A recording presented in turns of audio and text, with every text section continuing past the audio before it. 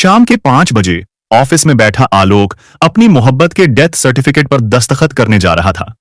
तलाक के वो कागज जिन्हें उसकी पत्नी मेघा ने 1 महीने पहले ही साइन करके भिजवा दिया था, किसी बेजान कागज की तरह नहीं, बल्कि एक जिंदा धधकते हुए अंगारे की तरह उसकी दराज में पड़े थे। हर बार जब वह उन्हें छूता, उसे मेघा के वो आखिरी शब्द याद आ जाते जो जहर बुझे तीर की तरह उसके दिल में आज भी चुभते थे। मैं घुट घुट कर नहीं जी सकती इस मिडिल क्लास जिंदगी में, आलोक। मेरे सपने तुम्हारी इस छोटी सी दुनिया से बहुत बड़े हैं। मैं मॉडलिंग के लिए बनी हूं, तुम्हारी मां के ताने सुनने और घर के काम करने के लिए नहीं। यह कहकर वह उस घर की दहलीज लांघ गई थी जहां उसने कभी साथ जीने मरने की कस्में खाई थीं। जब रिश्ता ही मर चुका है तो इस कागज पर दस्तखत करने में कैसा डर? आलोक ने खुद को मजबूत करते हुए पेन उठाया। तभी उसके फोन की घंटी बजी। स्क्रीन पर मेघा की मां का नाम चमक रहा था। एक पल को उसने सोचा, फोन न उठाए, जो रिश्ता ही नहीं रहा, उससे जुड़ी हर चीज से अब क्या वास्ता। लेकिन फिर न जाने उसके दिमाग में क्या आया, उसने फोन उठा लिया। जी मां जी। दूसरी तरफ से जो आवाज आई वह एक तूफान की पहली चीख थी। आलोक बेटा, तू कहां है? मेघा, हमारी मेघा सुबह से घर नहीं लौटी। सुनते ही आलोक का दिल सीने से बाहर आ गया। क्या? वो चौंकते हुए बोला, लेकिन तुरंत उसने खुद को संभाला और अपनी आवाज में जितनी हो सके बेरुखी घोलकर कहा, तो इसमें मैं क्या कर सकता हूं? वह तो अपना घर, अपना रिश्ता सब खुद ही छोड़कर गई थी। किसी दोस्त के यहां पार्टी कर रही होगी। यही आजादी तो चाहती थी वह। अब वो चाहे जहां जाए, मुझे क्या लेना देना? बेटा, भगवान के लिए ऐसा मत कह। सास की आवाज में अब सिसकियां थीं। वो सुबह किसी इंटरव्यू के लिए निकली थी। बोली थी 1 घंटे में आती हूं। शाम हो गई, उसका फोन भी बंद आ रहा है। मुझे बहुत डर लग रहा है बेटा, मेरा दिल बैठा जा रहा है। इंटरव्यू? यह शब्द सुनते ही आलोक के कान खड़े हो गए। मॉडलिंग का इंटरव्यू? कहीं ये लड़की किसी खतरे में तो नहीं पड़ गई? एक पल के लिए उसके अंदर का टूटा हुआ पति और जख्मी आशिक एक दूसरे से लड़ने लगे। एक कह रहा था, अच्छा हुआ, अपने किए की सजा मिल रही है, इसी लायक थी वो। लेकिन दूसरा, जो आज भी उसके दिल के किसी कोने में छुपा बैठा था, कांप रहा था। मुझे नहीं लगता कोई चिंता करने वाली बात है, उसने रूखेपन का नकाब ओढ़ते हुए कहा। आ जाएगी, किसी दोस्त के यहां रुक गई होगी। यह कहकर उसने फोन काट दिया। लेकिन फोन काटते ही एक अजीब सी घबराहट ने उसके दिल को जकड़ लिया। माथे पर पसीने की बूंदें छलक आईं। फोन कट चुका था, लेकिन आलोक के कानों में उसकी सांस की सिसकियां अभी भी गूंज रही थीं। वह अपनी कुर्सी पर किसी पत्थर की मूर्ति की तरह जम गया था। उसके सामने कंप्यूटर की स्क्रीन पर काम के नंबर चमक रहे थे, लेकिन उसकी आंखों के आगे एक चेहरा घूम रहा था, मेघा का चेहरा। वही खूबसूरत सा चेहरा जिसे वह घंटों निहार सकता था, और वही चेहरा जो अब उसकी जिंदगी का सबसे बड़ा दर्द बन चुका था। उसकी आंखों के सामने वह दिन घूम गया जब तलाक की बात पहली बार हुई थी। मेघा अपनी सबसे सुंदर ड्रेस पहनकर तैयार थी, शायद किसी ऑडिशन के लिए। तुम सच में नहीं समझोगे आलोक, उसने आईने में खुद को देखते हुए कहा था। मैं इस खूबसूरती के साथ तुम्हारी रसोई में खत्म नहीं होना चाहती। मेरे पंख हैं और मैं उड़ना चाहती हूं। और हमारा प्यार मेघा? आलोक ने पूछा था। उसकी आवाज में एक हारी हुई उम्मीद थी। प्यार पेट नहीं भरता आलोक, वह बेरुखी से मुस्कुराई थी, और न ही सपने पूरे करता है। धड़ाम! आलोक ने अपनी मुट्ठी को जोर से मेज पर मारा। पास बैठे सहकर्मी ने चौंककर उसकी तरफ देखा। आलोक को अपनी गलती का एहसास हुआ, लेकिन उसके अंदर का तूफान शांत होने का नाम नहीं ले रहा था। उसे मेरी जरूरत नहीं है, उसका दिमाग चीख रहा था। वह अपनी जिंदगी जी रही है, मुझे परवाह नहीं करनी चाहिए। उसने घबराहट में अपनी मां को फोन किया और सारी बात बताई। और क्या हुआ होगा? किसी अमीरजादे के साथ निकल गई होगी अपने मॉडलिंग के सपने पूरे करने। अच्छा हुआ, बला टली। अब चुपचाप उन तलाक के कागजों पर साइन कर और खत्म कर यह किस्सा। मां का हर शब्द किसी हथौड़े की तरह आलोक के दिल पर चोट कर रहा था। अजीब बात थी, जो बातें वह खुद अपने दिमाग में सोच रहा था, वही बातें जब उसने अपनी मां के मुंह से सुनी तो उसे चुभने लगी। एक अनकही जलन, एक दबी हुई मोहब्बत ने अचानक सिर उठाया। नहीं, मेघा ऐसी नहीं है। वह जिद्दी है, अपने सपनों के पीछे पागल है, लेकिन वह खुद को बेच नहीं सकती। आप फोन रखिए मां, आलोक ने सपाट आवाज में कहा और कॉल काट दी। उस एक पल में उसने फैसला कर लिया। उसका दिमाग और दिल के बीच की जंग खत्म हो चुकी थी। दिल जीत गया था। चाहे मेघा उससे नफरत करती हो, चाहे वह उसे छोड़कर जा चुकी हो, लेकिन वह आज भी उसकी पत्नी थी, और उसकी सुरक्षा की जिम्मेदारी दुनिया की नजर में न सही पर उसकी अपनी नजर में आज भी उसी की थी। उसने अपना लैपटॉप बंद किया, मेज की दराज में पड़े तलाक के कागजों को वापस अंदर धकेला और अपनी गाड़ी की चाबियां उठाकर दफ्तर से बाहर निकल गया।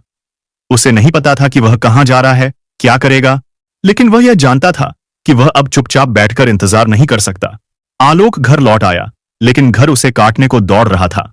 हर कोना, हर दीवार उसे उस लड़ाई की याद दिला रही थी जिसके बाद मेघा हमेशा के लिए चली गई थी।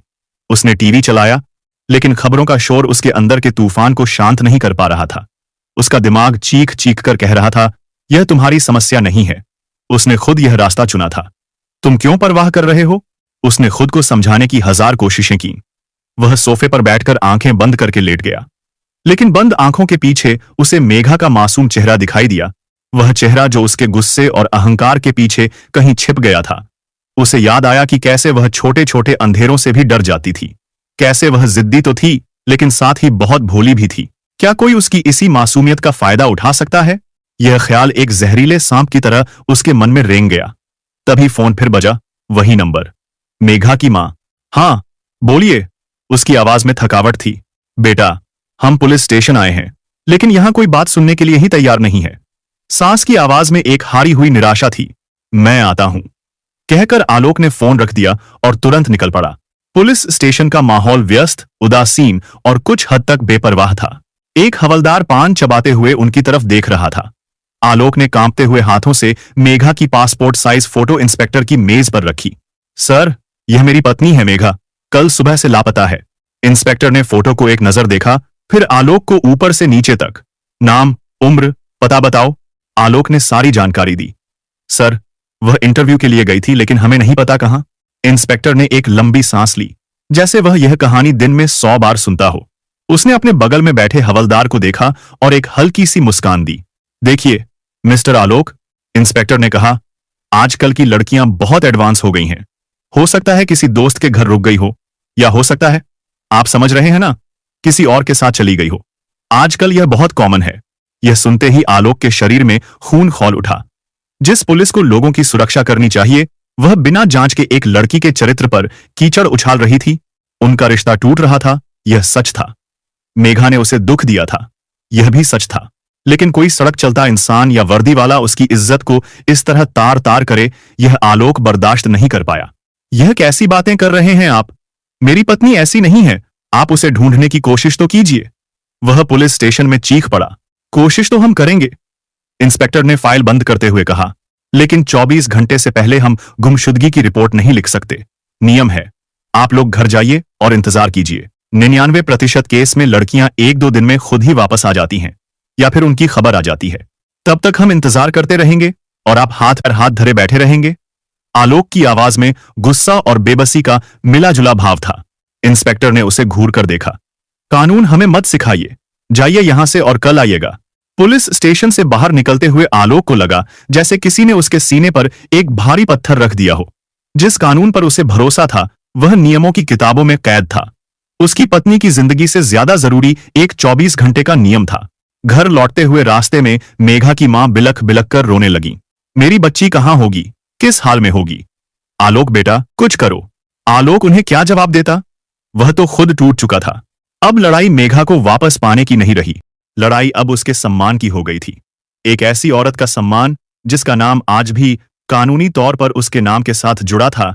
उसकी नफरत, उसका गुस्सा, उसका अहंकार, सब कुछ पुलिस वाले की उस एक घटिया बात के नीचे दब गया। उसे एहसास हुआ कि इस दुनिया में अगर मेघा किसी मुसीबत में है, तो पुलिस या समाज उसकी मदद नहीं करेगा। सिर्फ एक ही इंसान है जो उसे ढूंढेगा, क्योंकि नफरत के बावजूद उसके दिल के किसी कोने में आज भी यह सच जिंदा था कि मेघा उसकी जिम्मेदारी है। वह सीधे अपने ससुराल पहुंचा। मुझे मेघा का कमरा देखना है, उसने दरवाजे पर खड़े ससुर से कहा। उसकी आवाज में एक अजीब सी दृढ़ता थी। पुलिस कुछ नहीं करेगी, सुराग हमें ही ढूंढना होगा। मेघा का कोई लैपटॉप या डायरी है जिसमें वह कुछ लिखती हो? आलोक ने सीधी बात की। हाँ, वह पुरानी मेज की दराज में उसका एक लैपटॉप पड़ा है, सासू मां ने कहा। आलोक ने कांपते हाथों से लैपटॉप खोला। पासवर्ड, उसने मेघा की जन्मतिथि डाली, गलत। अपना नाम डाला, गलत। फिर उसे याद आया, वे दोनों अपनी पहली मुलाकात की तारीख को अपना सीक्रेट कोड कहते थे। उसने वह तारीख डाली और लैपटॉप खुल गया। उसका दिल जोर जोर से धड़क रहा था। उसने ब्राउजिंग हिस्ट्री, हाल की फाइलें, ईमेल, सब कुछ खंगालना शुरू कर दिया। हर क्लिक के साथ उसकी उम्मीद बढ़ती और फिर टूट जाती। सब कुछ सामान्य था। ऑनलाइन खरीदारी की वेबसाइट, खाना बनाने की रेसिपी और कुछ गाने। कहीं भी किसी नौकरी या इंटरव्यू का कोई जिक्र नहीं था। और तभी उसकी नजर मेज पर पड़े एक रंगीन पैम्फलेट पर पड़ी।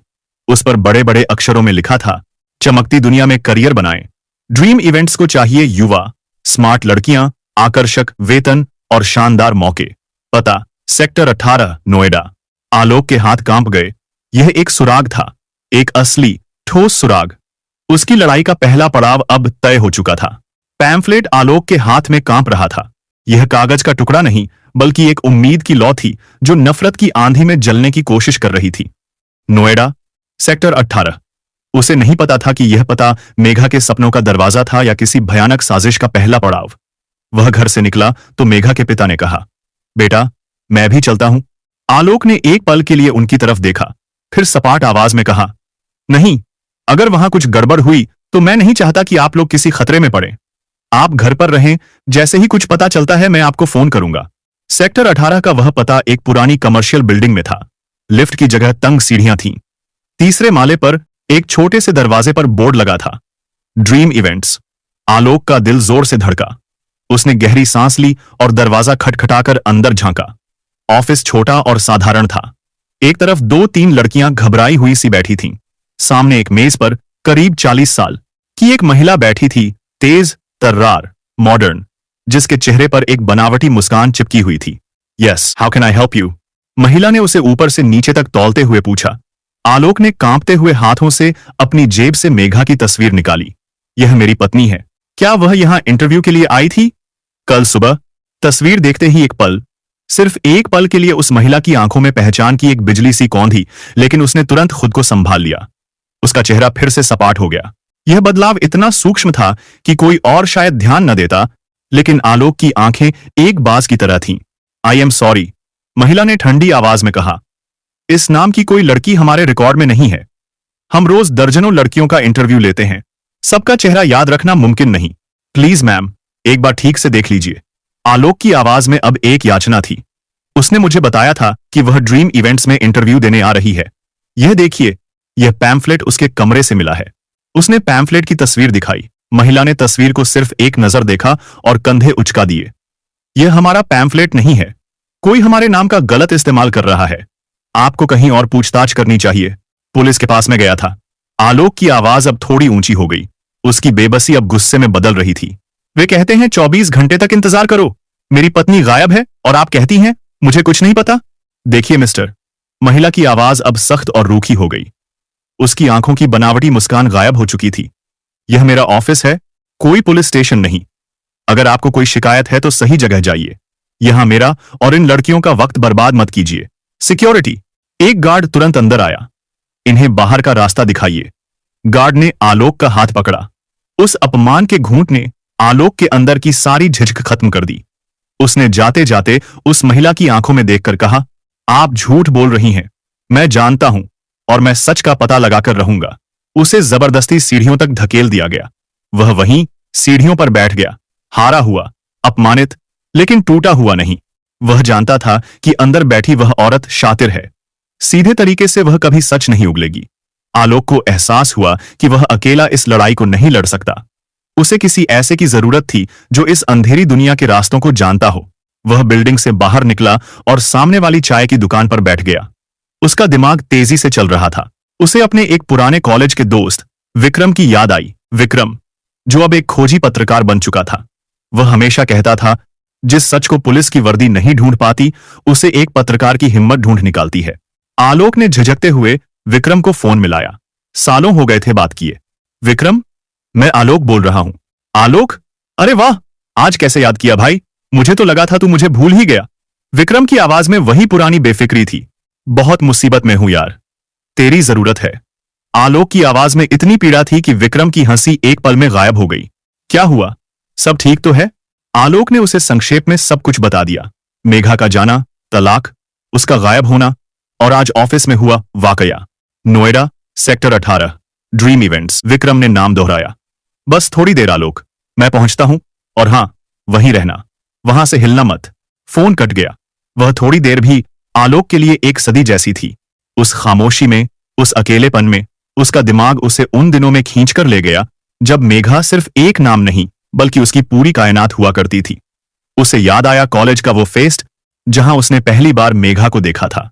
वह मंच पर थी, पूरे आत्मविश्वास के साथ बोल रही थी। उसकी आंखों में एक चमक थी, एक आग थी कुछ कर गुजरने की।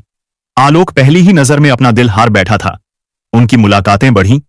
एक दिन कॉफी शॉप में बैठे हुए मेघा ने अपना हाथ उसके हाथ पर रखकर कहा था, आलोक, मैं तुमसे शादी तो करना चाहती हूं, पर एक वादा करो। मैं एक आम लड़की की तरह घर में कैद होकर नहीं रहना चाहती। मेरे बहुत सपने हैं। मैं अपना नाम बनाना चाहती हूं, अपनी पहचान बनाना चाहती हूं। क्या तुम मेरा साथ दोगे? आलोक ने उसका हाथ और कसकर पकड़ लिया था। मैं सिर्फ तुम्हारा साथ नहीं दूंगा मेघा, वह मुस्कुराया था। मैं तुम्हारी ताकत बनूंगा। तुम जो करना चाहोगी करोगी, बिजनेस, नौकरी, कुछ भी। मैं हमेशा तुम्हारे पीछे खड़ा रहूंगा। शादी के शुरुआती साल किसी खूबसूरत सपने जैसे थे। आलोक उसकी हर छोटी बड़ी ख्वाहिश पूरी करता। वह उसे नए नए कोर्स करने के लिए प्रोत्साहित करता, उसे आगे बढ़ने के लिए प्रेरित करता। लेकिन फिर न जाने कब उनके सपनों के बीच मॉडलिंग नाम का एक तूफान आ गया। मेघा के सिर पर रैंप पर चलने, कैमरों की चकाचौंध में रहने का जुनून सवार हो गया। आलोक ने उसे समझाने की बहुत कोशिश की। मेघा, यह दुनिया वैसी नहीं है जैसी दिखती है। औरत को अपनी सुरक्षा के बारे में भी सोचना चाहिए। तो तुम चाहते हो कि मैं डरकर घर बैठ जाऊं? मेघा की आवाज में पहली बार कड़वाहट आई थी। तुम भी बाकी मर्दों की तरह हो आलोक। चाहते हो कि पत्नी तुम्हारे पीछे चले, तुमसे आगे नहीं। बस यहीं से उनके रिश्ते में दरार पड़नी शुरू हो गई। आलोक का प्यार उसे चिंता लगता था और उसकी चिंता उसे शक। दूरियां इतनी बढ़ी कि एक दिन मेघा ने उसकी सादी सी दुनिया को घुटन का नाम दिया और तलाक के कागजों के साथ हमेशा के लिए चली गई। पास से आती कुछ आवाजों ने आलोक को वापस सीढ़ियों की उस सर्द हकीकत में लापटका। उसकी आंखें नम थीं। कहां गलती हुई मुझसे? उसने खुद से पूछा। क्या प्यार करना और किसी की फिक्र करना गुनाह है? थोड़ी देर में विक्रम वहां पहुंच गया। विक्रम का चेहरा किसी शतरंज के खिलाड़ी की तरह गंभीर था। देख आलोक, इन लोगों की सच्चाई जाननी है तो हमें दिमाग से काम लेना होगा। कहते हुए उसने अपनी जैकेट की जेब से एक छोटी सी बटन जैसी दिखने वाली चीज निकाली। यह एक स्पाई कैमरा है। इसे हमें उस ऑफिस के अंदर किसी तरह पहुंचाना होगा। लेकिन कैसे? वहां का गार्ड मुझे दोबारा अंदर घुसने भी नहीं देगा। विक्रम मुस्कुराया। तुम नहीं जाओगे, कोई और जाएगा। उसने अपनी नजरें सड़क के दूसरी तरफ बैठे एक लड़के पर टिका दी। वह लड़का चाय की दुकान पर कप में चाय छानकर डाल रहा था। उम्र यही कोई 15-16 साल होगी। उसकी आंखों में एक अजीब सी उदासी और मजबूरी थी। विक्रम गाड़ी से उतरा और उस लड़के के पास गया। आलोक गाड़ी में बैठा यह सब देख रहा था। विक्रम ने लड़के के कंधे पर हाथ रखा, उससे कुछ देर बात की और फिर उसे कुछ पैसे दिए। लड़का हिचकिचाया, डरा, लेकिन फिर उसने सिर हिला दिया। विक्रम वापस गाड़ी में आया। यह लड़का पूरी मार्केट में यही चाय सप्लाई करता है। अभी ड्रीम इवेंट्स के ऑफिस में ही जा रहा था। मैंने उसे सब समझा दिया है। वो चुपके से उस कैमरे को मेज के नीचे चिपका देगा। क्या वह यह कर पाएगा विक्रम? यह खतरनाक हो सकता है। आलोक की आवाज में चिंता थी। पैसे की जरूरत इंसान से कुछ भी करवा लेती है आलोक। अगले 15 मिनट इंतजार में नहीं बल्कि सांसों को रोक देने वाली दहशत में बीते। उन्होंने देखा कि छोटू डरते डरते चाय लेकर बिल्डिंग में घुसा। आलोक का दिल जोर जोर से धड़क रहा था। हर एक पल उसे ऐसा लग रहा था जैसे अभी कोई चीख सुनाई देगी और सब खत्म हो जाएगा। 15 मिनट बाद छोटू लगभग दौड़ता हुआ बिल्डिंग से बाहर आया। उसका चेहरा सफेद पड़ चुका था। वह सीधा विक्रम की गाड़ी के पास आया। हो गया भैया, उसने हांफते हुए कहा। मैडम किसी से फोन पर बात करने के लिए उठी थी, मैंने चिपका दिया। लेकिन वो लोग बहुत खतरनाक हैं। वो लड़कियों से बहुत गंदी गंदी बातें कर रहे थे। यह कहकर वह बिना रुके चाय की दुकान की तरफ भाग गया। अब इंतजार का दूसरा दौर शुरू हुआ। विक्रम ने अपने लैपटॉप को कैमरे के रिसीवर से जोड़ा। स्क्रीन पर धुंधली सी तस्वीरें उभरी और फिर ड्रीम इवेंट्स के ऑफिस का अंदर का नजारा साफ हो गया। कैमरा ठीक जगह लगा था। वे दोनों किसी शिकारी की तरह लैपटॉप की स्क्रीन पर आंखें गड़ाए बैठे रहे। ऑफिस में सब कुछ सामान्य लग रहा था। कुछ और लड़कियां इंटरव्यू के लिए आईं और गईं। वह औरत जिसका नाम उन्हें बाद में पता चला मैडम रोशनी था, सबसे वही बनावटी मुस्कान के साथ बात कर रही थी। आलोक को लगने लगा कि शायद आज भी कुछ हाथ नहीं लगेगा। लेकिन शाम ढलते ही, जैसे ही आखिरी लड़की ऑफिस से निकली, असली खेल शुरू हुआ। मैडम रोशनी ने दरवाजा अंदर से बंद किया। फिर उसने किसी को फोन किया। कोई नहीं है, आ जाओ। 10 मिनट बाद 2 मोटे तगड़े खतरनाक दिखने वाले आदमी ऑफिस में दाखिल हुए। उन्हें देखकर ऐसा लग रहा था जैसे वे कोई बिजनेस पार्टनर नहीं बल्कि किसी कसाई खाने के जल्लाद हों। कितनी चिड़ियां हैं? उनमें से एक ने अपनी घिनौनी हंसी के साथ पूछा। दो, लेकिन एक तो ज्यादा ही फड़फड़ा रही है। कल वाली, जो खुद को बड़ी मॉडल समझ रही थी। यह सुनते ही आलोक का खून जम गया। वह जानता था यह बात मेघा के लिए हो रही है। तो काट दो उसके पर, चौधरी गुर्राया। उसे याद दिला दो कि पिंजरे में आने के बाद चिड़िया गाना नहीं गाती, सिर्फ हुक्म मानती है। कोई जरूरत नहीं है। आगे जाने के बाद सब सीधी हो जाती हैं। उनकी बातें, उनकी हंसी उस छोटे से कमरे में गूंज रही थी और यहां गाड़ी में बैठे आलोक के सीने में किसी जलते हुए भाले की तरह चुभ रही थी। उसने अपनी मुट्ठियां जोर से भींच लीं। विक्रम ने उसके कंधे पर हाथ रखा। शांत आलोक, शांत। यह गुस्सा हमें कमजोर करेगा। देखो, हमें वो मिल गया जिसका हमें इंतजार था। यह रिकॉर्डिंग, यह इन गिद्धों को उनके अंजाम तक पहुंचाएगी। बस अब यह जानना है कि ये उन्हें कहां ले जाते हैं। गाड़ी एक अंधेरी गली में खड़ी थी और लैपटॉप की स्क्रीन बंद हो चुकी थी, लेकिन चौधरी के वो घिनौने शब्द आलोक के कानों में किसी पिघले हुए लावे की तरह उबल रहे थे। काट दो उसके पर। आलोक की आंखों से आंसू सूख चुके थे। उनकी जगह अब एक ठंडे, खतरनाक सन्नाटे ने ले ली थी। उसका शरीर कांप रहा था। मैं उस ऑफिस में वापस जाऊंगा, आलोक ने एक सपाट, जानलेवा आवाज में कहा। विक्रम ने तुरंत गाड़ी स्टार्ट कर दी और उसे उस गली से बाहर निकाल लाया। पागल हो गए हो आलोक? यह गुस्सा तुम्हें मरवा देगा और मेघा को भी हम हमेशा के लिए खो देंगे। मैंने तुम्हें पहले ही कहा था, यह लड़ाई ताकत से नहीं, दिमाग से लड़ी जाएगी। तो क्या करूं मैं विक्रम? आलोक चीख पड़ा और सालों बाद उसकी आवाज में एक बेबसी का सैलाब फूट पड़ा। क्या मैं यहां बैठकर इंतजार करूं कि वो लोग मेरी मेघा के साथ क्या सुलूक कर रहे हैं? अरे, वो सिर्फ उड़ना चाहती थी और मैं ही था जो उसे कहता रहा कि आसमान में खतरे बहुत हैं। शायद अगर मैंने उसे समझने की कोशिश की होती तो आज वह इस पिंजरे में न होती। यह पहली बार था जब आलोक ने अपनी नफरत के नीचे दबी हुई अपनी गलती को महसूस किया था। यह अपराध बोध उसके गुस्से से कहीं ज्यादा तकलीफदेह था। विक्रम ने गाड़ी एक सुनसान जगह पर रोकी।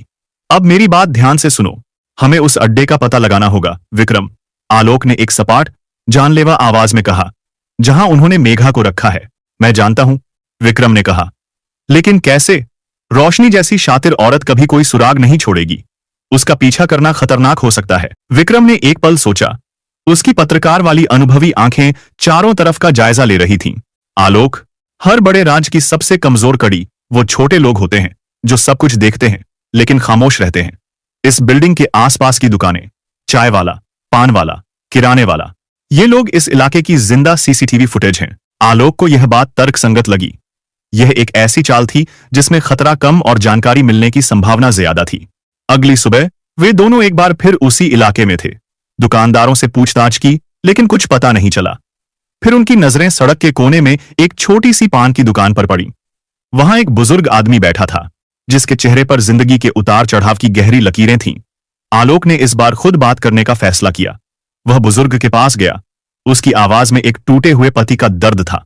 बाबा, यह मेरी पत्नी है, 1 हफ्ते से गायब है। पता चला है कि वह आखिरी बार इसी ऑफिस में आई थी।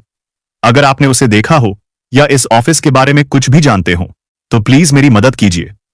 बुजुर्ग ने एक पल के लिए तस्वीर को देखा, फिर बोला, बेटा, ये लोग अच्छे नहीं हैं।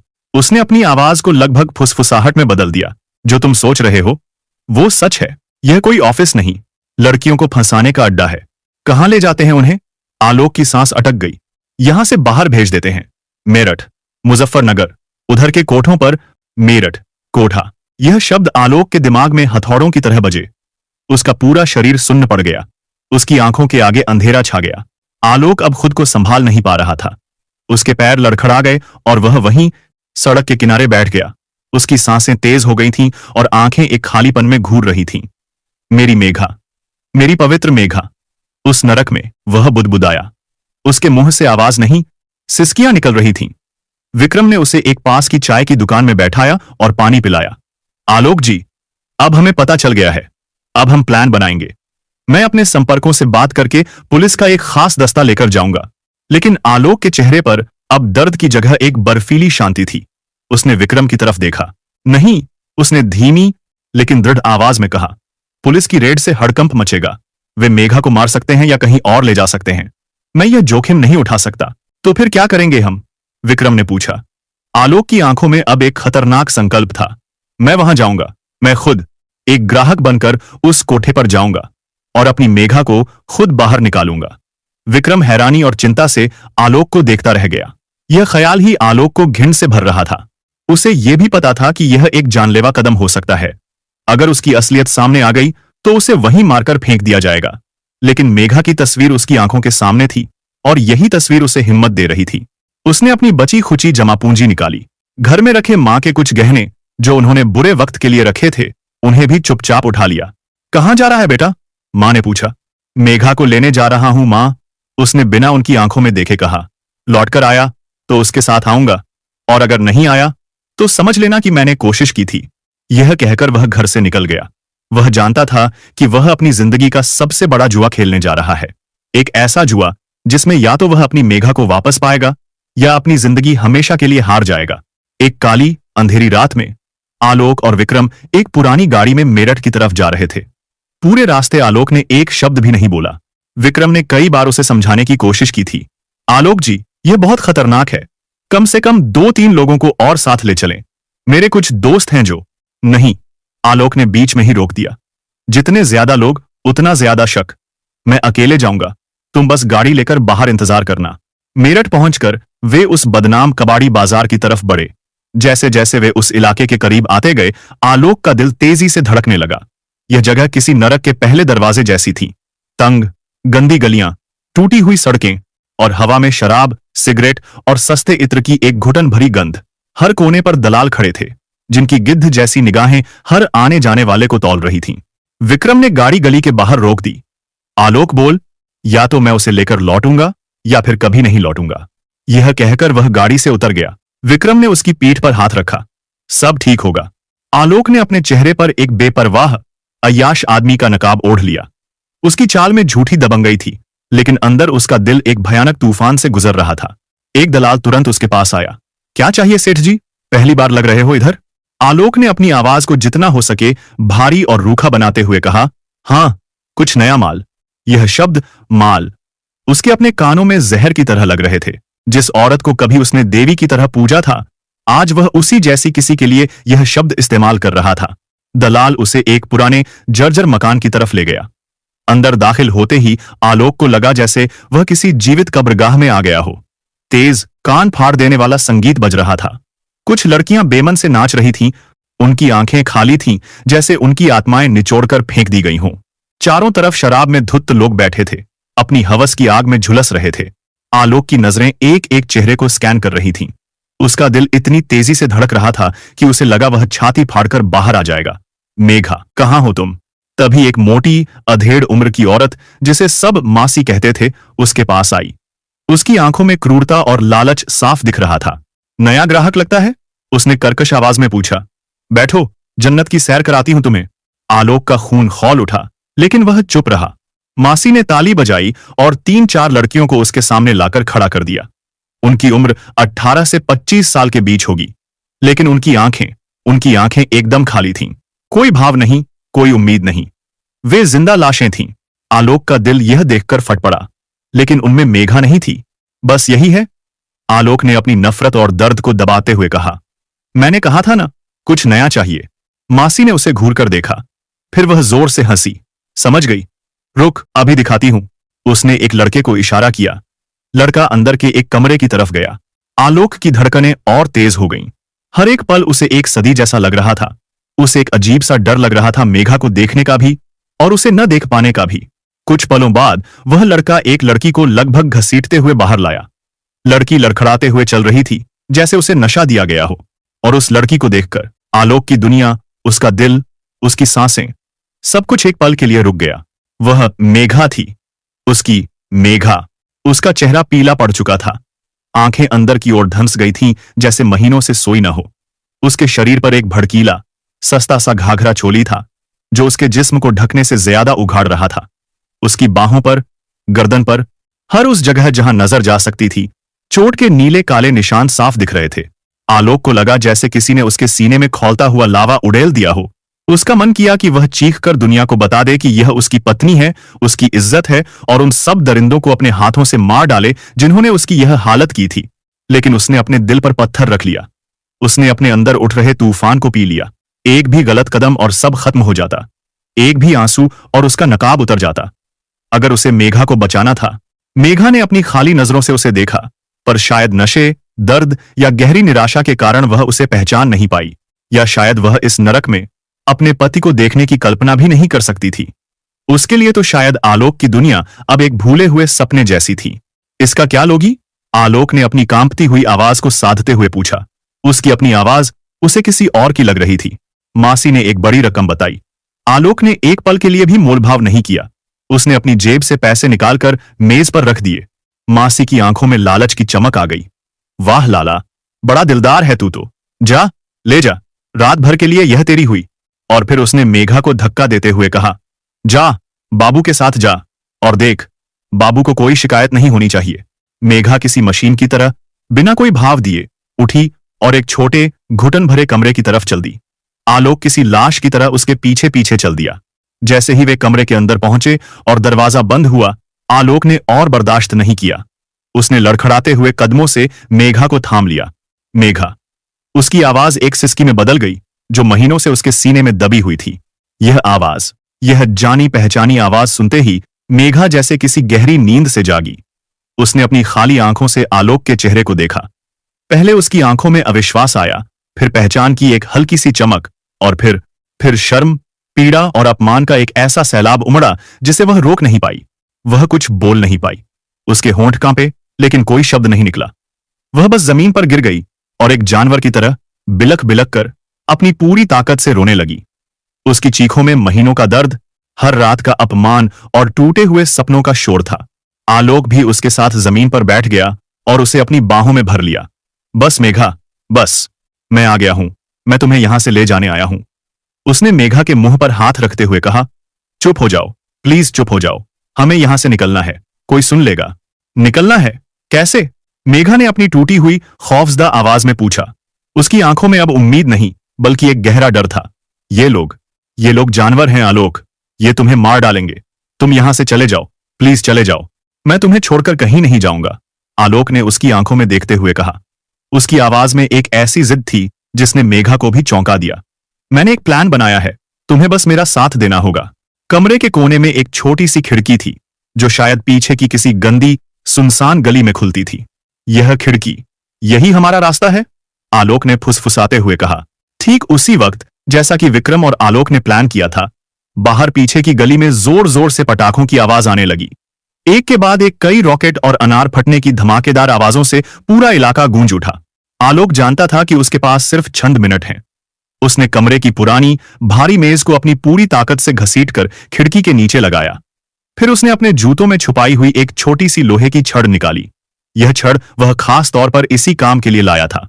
बाहर विक्रम ने एक और बड़ा रॉकेट छोड़ा, धड़ाम। इस धमाके की आवाज में आलोक ने छड़ से खिड़की की सड़ी हुई लकड़ी की जाली पर जोर से वार किया। खड़ाक, लकड़ी चरमराकर टूट गई। लेकिन पटाखों की आवाज इतनी तेज थी कि किसी को कुछ सुनाई नहीं दिया। दिवाली के दिनों में तो ऐसे धमाके लगे ही रहते थे। अब रास्ता साफ था। मेघा, तुम्हें पहले नीचे उतरना होगा, उसने कहा। डरो मत, मैं तुम्हें पकड़ लूंगा। खिड़की ज्यादा ऊंची नहीं थी, लगभग पहली मंजिल जितनी। लेकिन मेघा का शरीर और हिम्मत दोनों जवाब दे चुके थे। वह डर से कांप रही थी। मेघा ने अपनी बची खुची हिम्मत जुटाई। आलोक ने पहले उसे खिड़की से नीचे उतरने में मदद की। जैसे ही मेघा के पैर नीचे गंदी गली में पड़े, आलोक भी फुर्ती से कूद गया। गली में अंधेरा और बदबू थी। वे दोनों एक दूसरे का हाथ पकड़कर भागे। कुछ ही दूरी पर गली के नुक्कड़ पर एक पुरानी कार स्टार्ट खड़ी थी।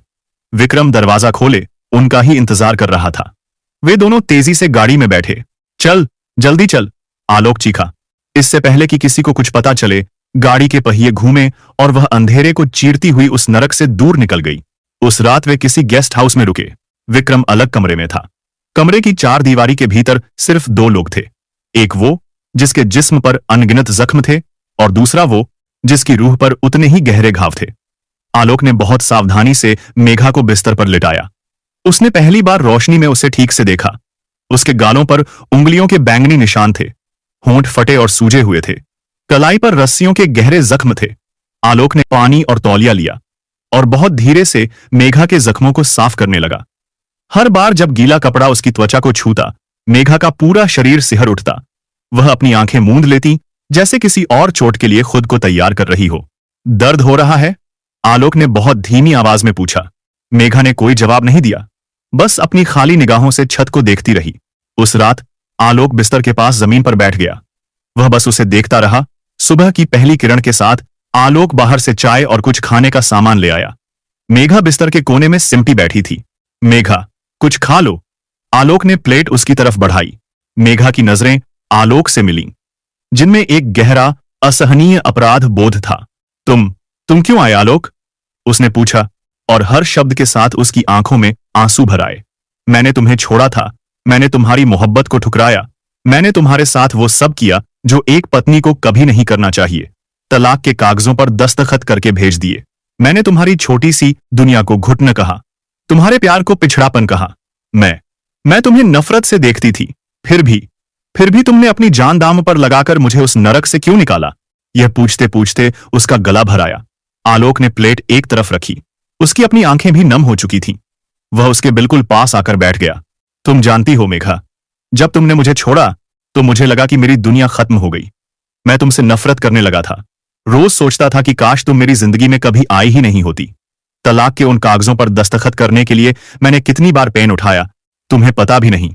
पर हर बार मेरा हाथ कांप जाता था, क्योंकि नफरत के नीचे, बहुत गहरे, मेरे दिल के किसी कोने में एक सच दबा हुआ था। उसने एक गहरी सांस ली। वो सच यह था कि मैंने तुमसे प्यार किया था मेघा। सच्चा प्यार। और सच्चा प्यार शर्तों पर नहीं होता। वह यह नहीं देखता कि सामने वाला तुम्हारे साथ है या नहीं। वह यह नहीं पूछता कि तुमने उसके लिए क्या किया। प्यार तो बस देता है, बिना कुछ उम्मीद के। मेघा के आंसू अब बहने लगे थे। उसने अपना चेहरा अपने घुटनों में छुपा लिया। जब मुझे पता चला कि तुम किस हाल में हो मेघा, उस दिन मुझे लगा कि मैं खुद मर जाऊंगा। उसने अपनी आंखों से बहते आंसू पोंछे। मैं तुम्हें इसलिए नहीं बचाने आया कि तुम मेरी पत्नी हो। मैं इसलिए आया क्योंकि तुम मेरी मोहब्बत हो, और मोहब्बत कभी नहीं मरती। अब मेघा जोर जोर से रोने लगी। यह महीनों का दबा हुआ दर्द, अपराध बोध और शर्मिंदगी का सैलाब था। वह हिचकियां लेते हुए बोली, मैंने कितनी बड़ी गलती की आलोक। मैं अंधी थी। मैं सोचती थी कि तुम मेरे दुश्मन हो, लेकिन सच तो यह था कि तुम्हारी बाहों से ज्यादा सुरक्षित मैं और कहीं नहीं थी। आज जब मैं उस नरक में थी तो मुझे तुम्हारी हर बात याद आई। तुमने कहा था ना, यह दुनिया वैसी नहीं है जैसी दिखती है। तुम सही थे। और मैं कितनी मूर्ख थी। आलोक ने अपना हाथ धीरे से उसकी तरफ बढ़ाया, और उसने आलोक का हाथ पकड़ लिया और जोर से जकड़ लिया, जैसे वह डूबते हुए को मिला आखिरी सहारा हो। मैं टूट गई हूं आलोक। मैं अब पहले वाली मेघा नहीं रही। तो क्या हुआ? आलोक ने कहा। उसकी आवाज में एक अद्भुत कोमलता थी। टूटी हुई चीजों को जोड़ा जा सकता है, और जब वो जुड़ती हैं तो पहले से ज्यादा मजबूत होती हैं। इसके बाद मैं तुम्हें कभी टूटने नहीं दूंगा। अब तुम मेरी बाजुओं के घेरे में हमेशा सुरक्षित रहोगी। मैं वादा करता हूं। अगर तुम चाहे तो। मेघा फफक कर रो पड़ी। लेकिन अब मैं तुम्हारे लायक नहीं रही। आलोक ने उसके होठों पर हाथ रख दिया। अब कुछ मत कहो। मेरे लिए तुम अभी मेरी वही मेघा हो, प्यारी सी चुलबुली सी मेघा, जिससे मैंने प्यार किया था। थोड़ी देर बाद विक्रम अंदर आया और उन दोनों से बात करने लगा। मेघा ने ऐसे खुलासे किए जिन्हें सुनकर विक्रम और आलोक का दिल दहल गया। फिर विक्रम बोला, मेघा जी, मैं जानता हूं यह बहुत मुश्किल है, लेकिन क्या आप अपनी कहानी दुनिया को बताएंगी? मैं वादा करता हूं, आपका चेहरा धुंधला रहेगा, आपकी आवाज बदल दी जाएगी, कोई आपको पहचान नहीं पाएगा, लेकिन आपकी कहानी, वो उन हजारों लड़कियों को बचा सकती है जो आज भी इस जाल में फंस सकती हैं। मेघा ने आलोक की तरफ देखा। आलोक ने उसका हाथ थामते हुए कहा, यह फैसला तुम्हारा है मेघा, मैं तुम्हारे साथ हूं। मेघा ने हिम्मत बटोरी। उसने हां में सिर हिलाया। एक बंद कमरे में कैमरे के सामने सिर्फ एक धुंधली परछाई थी, और उस परछाई के पीछे से एक बदली हुई लेकिन दर्द से भरी आवाज आ रही थी। मेघा ने अपने साथ हुए हर जुल्म को, हर अपमान को, हर पीड़ा को बयान कर दिया। उसकी आवाज में इतना सच था कि सुनने वाले का दिल कांप जाए। अगले कुछ दिनों में विक्रम ने अपनी पत्रकारिता की पूरी ताकत झोंक दी। उस खुफिया कैमरे से रिकॉर्ड हुई वीडियो को भी उसने बड़ी सावधानी से एडिट किया। रोशनी और चौधरी की वो घिनौनी बातचीत, वो शातिर योजनाएं, सब कुछ साफ साफ सुनाई दे रहा था। विक्रम ने उस वीडियो को सोशल मीडिया पर अपलोड कर दिया। शीर्षक था, नरक से लौटी लड़की की दर्दनाक दास्तान। क्या हमारी बेटियां अब भी सुरक्षित नहीं? कुछ घंटे गुजरे, फिर तूफान आ गया। एक ने वीडियो देखा, फिर 10 ने, फिर सैकड़ों ने, फिर हजारों ने। 24 घंटों के अंदर वह वीडियो लाखों लोगों तक पहुंच गया। Hashtag justice for women Twitter पर ट्रेंड करने लगा। लोगों में आक्रोश की लहर दौड़ गई। बड़े बड़े न्यूज चैनलों ने इस मुद्दे को उठाया। मामला इतना बड़ा हो गया कि मुख्यमंत्री को एक्शन लेना ही पड़ा। अगले 48 घंटों के भीतर पुलिस ने नोएडा और मेरठ दोनों जगहों पर एक साथ भारी छापे मारे। रोशनी, चौधरी और उनके पूरे गिरोह को गिरफ्तार कर लिया गया। 15 और लड़कियों को उस नरक से आजाद कराया गया। यह सिर्फ गिरफ्तारी नहीं थी, यह एक पूरे सिस्टम की हार थी और सच्चाई की जीत थी। जिस दिन यह खबर टीवी पर आई, आलोक, मेघा और विक्रम एक साथ बैठे उसे देख रहे थे। हथकड़ियों में जकड़ी रोशनी को स्क्रीन पर देखकर मेघा के आंसू बह निकले। लेकिन आज ये बेबसी के आंसू नहीं थे, ये न्याय के, राहत के और एक नई शुरुआत के आंसू थे। वहीं आलोक मेघा को उसके मायके ले गया। मेघा के माता पिता दरवाजे पर ही खड़े थे। उन्होंने अपनी बेटी को देखते ही उसे गले से लगा लिया। मां, बाप और बेटी तीनों एक दूसरे से लिपटकर फूट फूट कर रो पड़े। मेरी बच्ची, तू वापस आ गई, मां रो रही थी। आलोक किनारे खड़ा यह सब देख रहा था। उसकी आंखें भी नम थीं। तभी एक गाड़ी और आकर रुकी। उसमें से आलोक की मां सुमित्रा देवी उतरी। आलोक हैरान रह गया। उसने कभी सोचा नहीं था कि मां यहां आएंगी। सुमित्रा देवी लगभग दौड़ती हुई मेघा के पास आईं और उसे कसकर गले से लगा लिया। मेघा का शरीर एक पल के लिए कांप कर रह गया। यह वही सास थीं जिन्हें वह अपनी दुश्मन समझती थी, जिन्हें अपनी घुटन भरी जिंदगी का कारण मानकर वह अपना ससुराल, अपना परिवार सब कुछ छोड़कर चली गई थी। उसकी सास उसे ऐसे सीने से लगा रही थी जैसे कोई मां अपनी खोई हुई बच्ची को लगाती है। जब मुझे पता चला कि तुझे क्या क्या झेलना पड़ा, मेरा दिल टूट गया। ऐसे दुख तो किसी दुश्मन को भी न देखने पड़े। तू बहुत बहादुर है मेघा। मेघा ने तुरंत सुमित्रा देवी के पैर पकड़ लिए। मां, उसके मुंह से सिर्फ एक शब्द निकला, लेकिन उसमें हजारों माफियां थीं। गलती मेरी थी, मैं अंधी थी, मैं नासमझ थी, मैंने सोने को पत्थर समझकर फेंक दिया। सुमित्रा देवी ने उसे उठाकर फिर से गले लगाया। अब बस, अब कोई पीछे मुड़कर नहीं देखेगा। अंत भला तो सब भला। अगली सुबह आलोक चुपचाप दराज से वही तलाक के कागज निकाल लाया और उन्हें मेघा के हाथ में थमा दिया। दोनों ने एक दूसरे की आंखों में देखा। अब शब्दों की कोई जरूरत नहीं थी। बिना एक पल सोचे उन्होंने मिलकर उन कागजों को टुकड़े टुकड़े कर दिया। वो सिर्फ कागज के टुकड़े नहीं थे, वो उस दर्दनाक अतीत की राख थी जिसे वे हवा में उड़ाकर हमेशा के लिए आजाद हो रहे थे। जिंदगी के उस तूफान ने उन्हें सिखा दिया था कि मोहब्बत चमकते स्टेज पर नहीं, बल्कि अंधेरी सुरंग में भी एक दूसरे का हाथ थामकर चलने का नाम है। तो दोस्तों, आलोक ने जो कदम उठाया, क्या वो सही था?